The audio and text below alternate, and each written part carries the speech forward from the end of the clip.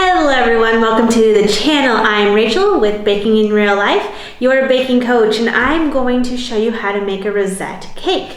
So we are going to start with a chilled cake. This has been sitting in my fridge for a couple of hours. It is crumb coated, which you need. The crumb coating is going to help anchor all of the frosting onto your cake so the stuff isn't falling off the sides. That happens a lot with rosette cakes. The frosting's a little bit heavier. We don't want everything collapsing. So have a nice crumb coat on there. It doesn't have to be super thick. You just want to make sure you apply some good pressure to really get that frosting in and anchored into the crumbs. Another tip is that you definitely want it to be chilled before you start.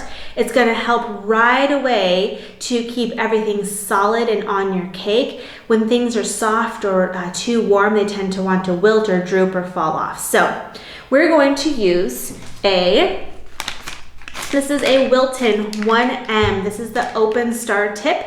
This is what I prefer for the cake over like a 2D. So you do want a star tip, whether it's the 1M or the 2D, that's preference. So we're gonna start with this tip, and we're gonna fill our bag about half full. Overfilling the bag can cause too much pressure and it can burst.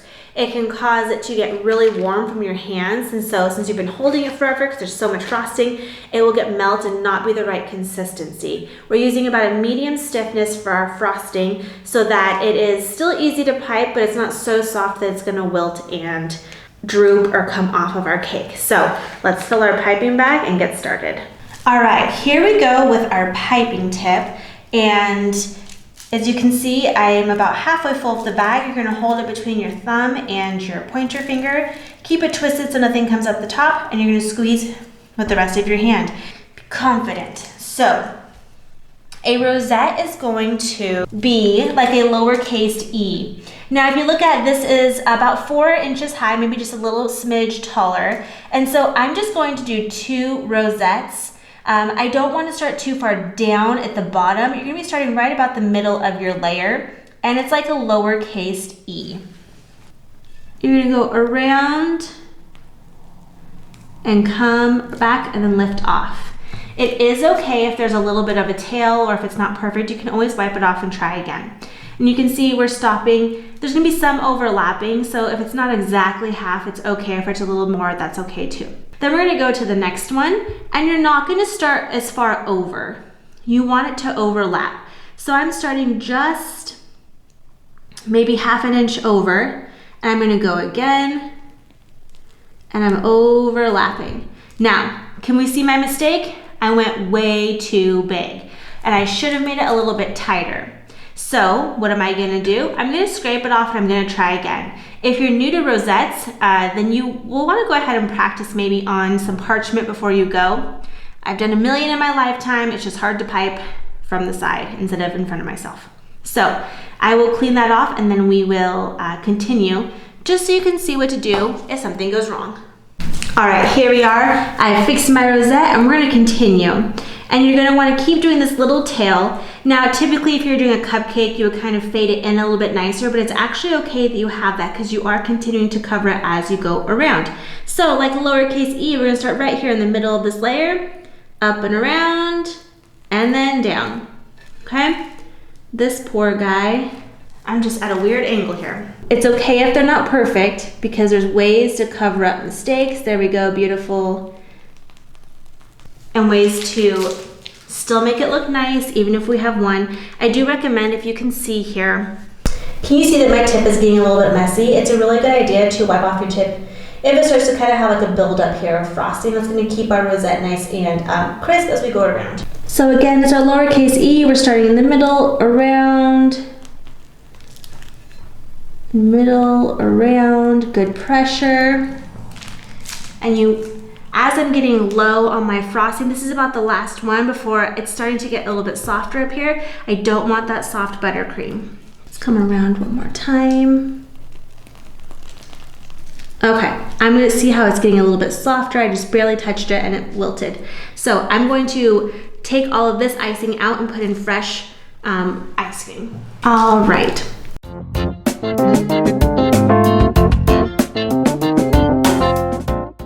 Okay, so what do we do with the seam? You have a couple of options. You can pipe another rosette, whoop, or you can do like some stars. It's up to you. I'm just gonna pipe a little, boop, there we go. Okay, now we have this guy here. Remember our mistake? He didn't stick up onto the cake. I missed it. So what we're gonna do now is go ahead and fix that area. So you can decide if you want to offset and do your next row of rosettes in between or exactly on top. I prefer to do them in between. That's gonna help fill those gaps. So let me just show you here our second row coming up here. And you see what I mean? There's still little bits of overlap. So even if a rosette is not perfect on your bottom row, it's going to get covered up on the next row. And I can definitely say piping from the side is very difficult. Oh, what's that? What mistake? We fixed it. I'm gonna go all the way around. Then we're gonna go ahead, and because I made these smaller, we can do a third row. You don't want your tip necessarily digging into the cake, right? You don't want to be pushing in, but you also don't want to keep it too far out. You want it just slightly in front so that when you start to pipe, right, it has somewhere to go. Now these rosettes are going to be a little above the top, and that's okay because when we go around the top, it's going to go ahead and cover those and make a nice crease there. So let's go ahead and keep going around. You can keep them the same size. You can go over a little bit if they are too big or too small. You can kind of adjust the size of them. And again, it's really not too big of a deal to pipe over the row underneath. Another reason why you want your frosting to be firm so that it can hold the weight of all this underneath of it. Okay, now the top is kind of up to you. Once you get to the top, and I'll lift you up here, you can kind of see how you can go around to finish the design. All right, on top of the cake, so I have a little bit of overlap here, as you can see. So I can bring it as far out as the rosette if I want, or I can just do it kind of edged nearby. So again, continue with a little bit of our overlapping. We're just gonna come around, and I am doing just a little bit of overlap. I'm not actually bringing them very far out at all.